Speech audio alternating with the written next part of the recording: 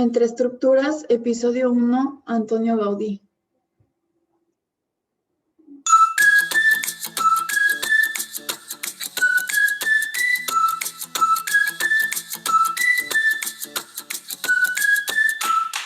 Hola, bienvenidos a Entre Estructuras. Conoce la historia de la arquitectura, donde 3 estudiantes de arquitectura dan consejos y aprendizaje sobre la vida de los arquitectos más famosos y donde acercaremos la arquitectura a todos.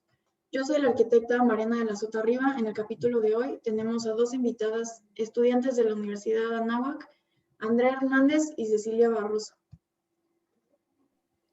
Muchas gracias, Mariana, por invitarnos. Es un gusto estar aquí y poder hablar de la arquitectura en diferentes aspectos. Gracias por la invitación, Mariana. Feliz de poderles platicar un poco más de una percepción arquitectónica sobre obras de arquitectos muy reconocidos.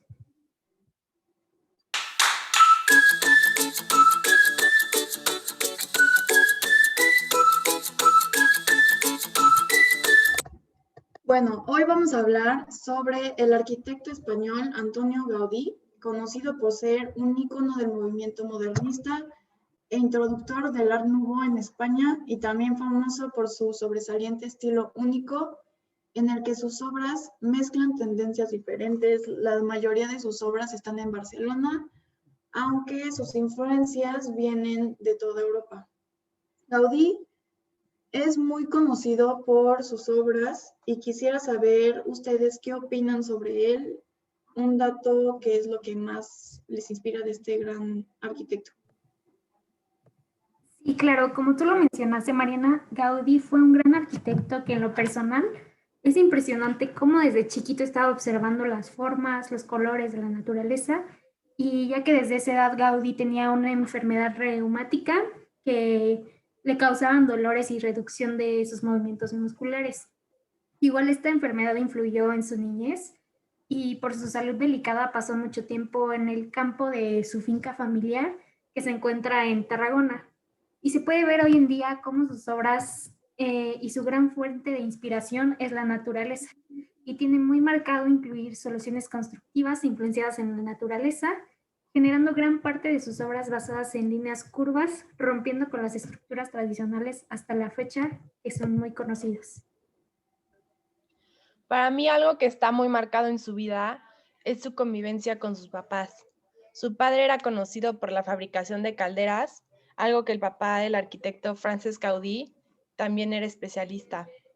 Cuando Anthony y sus 2 hermanos mayores, Rosa y Francesc, acompañaban a su papá a trabajar, Anthony observaba, es así como entendió el espacio y también le ayudó a pensar en 3 dimensiones. Y bueno, gracias a todo el tiempo que estaba observando cómo hacían las calderas, aprendió a ver el espacio antes de empezar a trabajar. Aunque su familia estaba en el movimiento de la fabricación, su padre no quería que esa fuera su dedicación y es por eso que los alentó a estudiar. Sí, tiene mucha razón, cómo desde su infancia hay estas experiencias y ambientes y que lo fueron formando en su vida de arquitecto. Yo les comparto mi asombro por él, y es que dentro de la escuela de Pías de Reus, donde él cursó y conoció a 2 de sus amigos íntimos, Josep Rivera y Eduard Toda, todos soñaban en hacer una restauración al monasterio de Poblet y también trabajaron en un proyecto el cual se basó en la publicación de la revista satírica El Arlequín. En 1868 se mudó a Barcelona, donde terminó preparatoria, y en 1874 Gaudí fue a la Escuela de Arquitectura. En junio de 1876, 2 años después, murió su hermano mayor, Frances, y su madre falleció 2 meses después. Tras la muerte de sus familiares, empezó a trabajar como delineante para varios constructores y arquitectos. Después de graduarse, abrió su despacho profesional en plena revolución industrial. Podemos ver, después de todo lo que tuvo, que a pesar en una vida de estudiante, se fue formando hasta lograr ser el buen arquitecto que conocemos hasta hoy. Y además, hasta su director, cuando le entregó su título, dijo que no sabía si se acababa de graduar un loco o un genio, pero que el tiempo lo diría. Sí, concuerdo con las ideas que presentan, solo que para recapitular un poco sobre su arquitectura, nos podemos enfocar un poco más en la filosofía, donde el profesor Juan Bassegoda, presidente de la Academia Catalana de Bellas Artes de San José, hacía referencia a la filosofía de Gaudí, que coincide en muchos aspectos con la oriental, pero que Gaudí nunca conoció, y aunque en su obra está presente la figura del dragón, venerada por la cultura china, en los diseños de la finca Güell y en la cúspide de la fachada de la Sagrada Familia.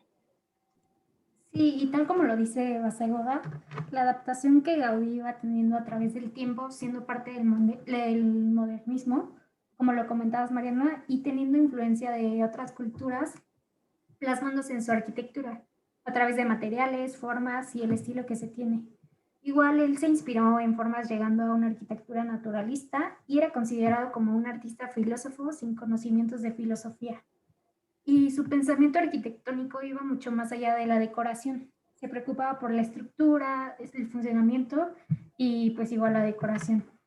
En cada obra estudiaba cada detalle, que me encanta esto porque es considerado como artesanía, por la perfección que tiene en su cerámica, en la vidriería, en el hierro, carpintería y muchos otros materiales que, han, que se han introduciendo nuevas técnicas en estos. Justamente esto hace que su arquitectura sea realmente excepcional y bueno, una de mis favoritas, la verdad, ya que tiene características como el uso de la línea blanda y curva, la intensidad del color, la influencia de la naturaleza animal y vegetal, inspiración en elementos medievales con el uso de columnas, cruces o torres, las formas cóncavas y convexas en sus obras, la combinación de materiales que ya había mencionado Andy, por supuesto. ¿Y ustedes cuál es su obra favorita? Uy, a mí me encanta la Sagrada Familia, que sin duda es la obra más conocida del arquitecto Gaudí. Y muchos no saben este dato, pero él no fue quien proyectó el templo expiatorio de la Sagrada Familia.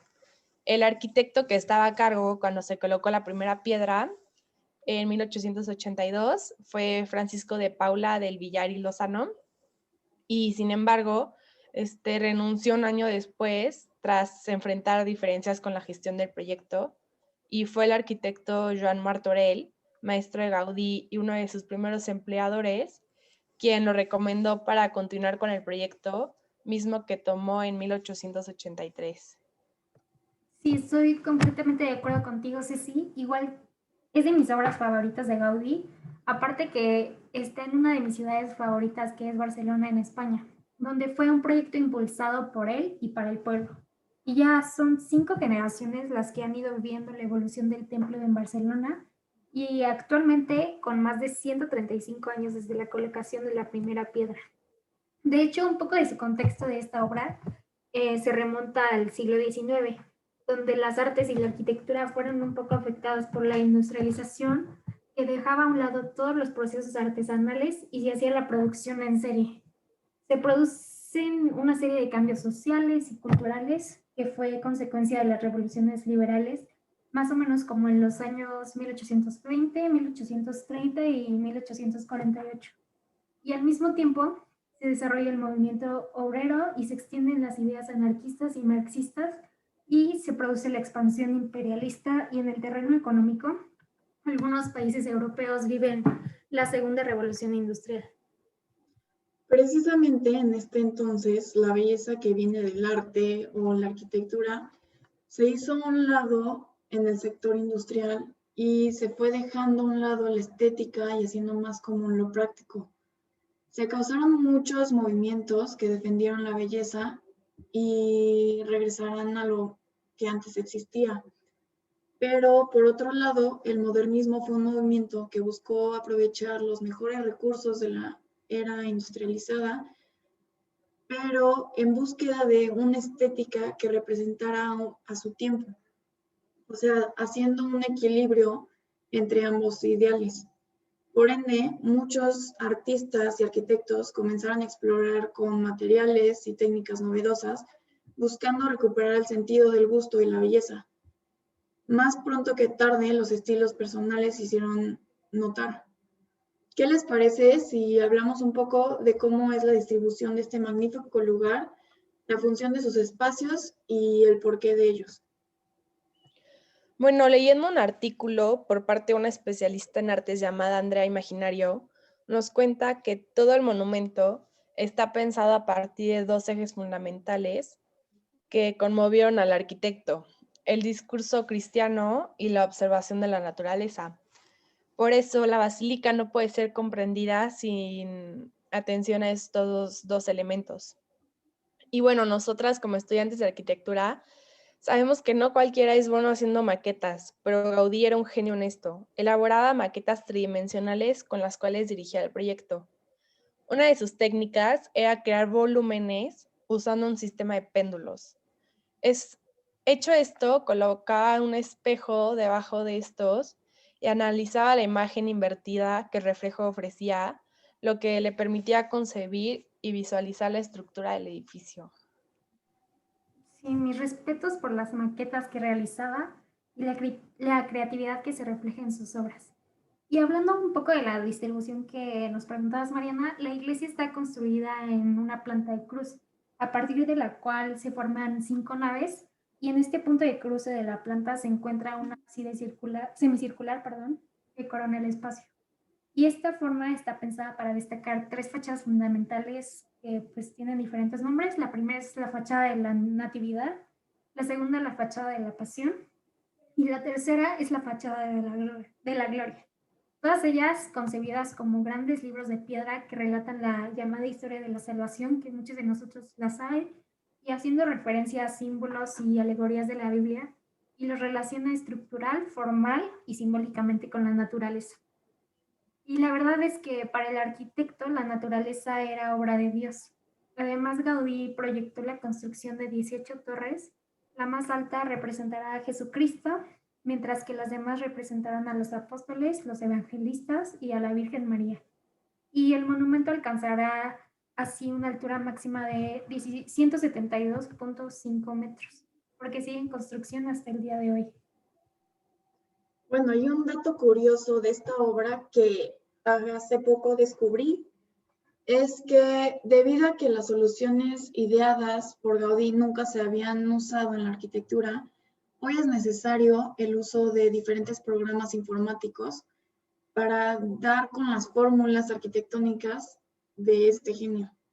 Y nosotros quejándonos de Revit. En cuanto a materiales, de este templo excepcional se utilizan unos 300 materiales diferentes, entre los que predomina la piedra, 5 tipos de concreto diferente y el acero, ya sea en elementos prefabricados o in situ. Igualmente, han participado muchos artistas, arquitectos e ingenieros que hacen que esta obra sea única y la más visitada de España. Sí, sin duda Gaudí fue un genio. Y para cerrar un poco toda la información, me gustaría comentar acerca de un libro buenísimo de Marshall Berman que se llama Todos los sólidos se desvanecen en el aire. Y bueno, se habla que de los modernismos pasados pueden llevarnos a entender el modernismo de ahora. Y concluyendo como el retroceso es una forma de avance para hacer una apropiación de modernidades. En- Entiendo al hombre moderno de ayer, del pasado y del pasado mañana. Y bueno, 100% la Sagrada Familia refleja por completo lo que el autor nos da a entender a lo largo de la lectura.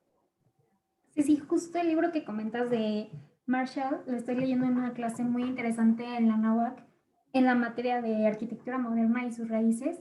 Y como dices, es muy interesante. Y sobre todo cómo el autor llega a expresar los diferentes cambios de modernismo y el contexto de estos que se han vivido. Y bueno, sobre todo podemos relacionar perfecto este libro de Todos los sólidos se desvanecen en el aire, junto con la Sagrada Familia, Hemos hablado, ya que se vincula con el modernismo, en cómo Gaudí, al momento de diseñar el interior de la basílica, se percibe como un mundo de fantasías en el que las columnas generan formas de la naturaleza, imitando un enorme y colorido bosque de piedra.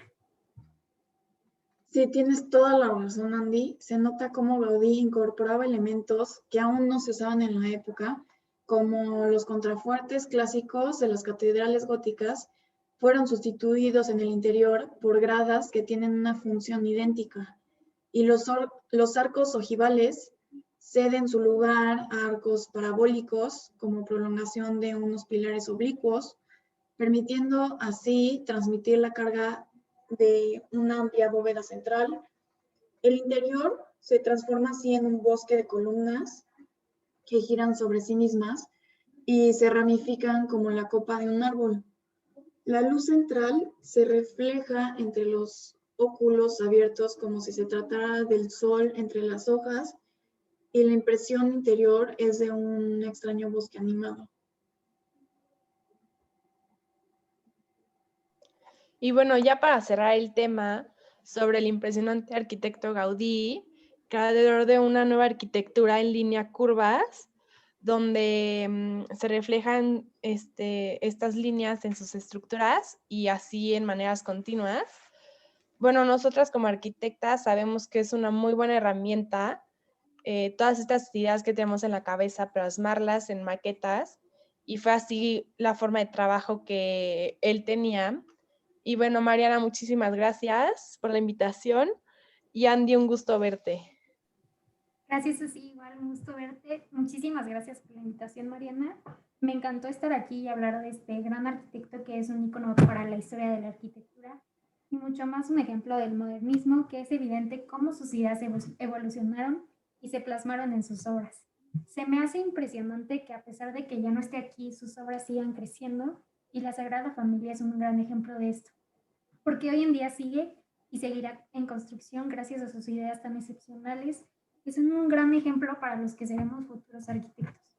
Qué padrísimo que pudimos estar aquí y platicar sobre esto. Espero que se repita y de nuevo muchas gracias. Ay, a mí también me dio mucho gusto platicar con ustedes y pues creo que todos aprendimos un poco más sobre la historia y la evolución del famoso arquitecto Antonio Gaudí. Y pues para terminar de cerrar el tema, me gustaría comentar que sí, en efecto, Gaudí fue un gran arquitecto y ejemplar del modernismo. Algo muy notorio en sus diseños es que iba mucho más allá de la decoración. Se preocupaba por la estructura y el funcionamiento, como ya lo habías comentado, Andy. Igual que a ti, Andy, me impresionó que incluso después de su muerte y de 135 años de construcción, la Sagrada Familia siga en pie. Además, la cantidad de simbolismos que podemos encontrar en ella es simplemente increíble. Sin duda era un gran arquitecto. Y a ustedes en casa, gracias por escucharnos en este día que comentamos sobre Antonio Gaudí, uno de los arquitectos más conocidos en la historia. Hablamos un poco de su vida, su desarrollo como arquitecto, su estilo, una de sus obras más conocidas y muchas otras cosas muy, muy interesantes. Gracias, Andy y Ceci, por acompañarme a dialogar sobre este increíble arquitecto, y pues también espero que se vuelva a repetir en algún otro episodio. Esto fue Entre Estructuras.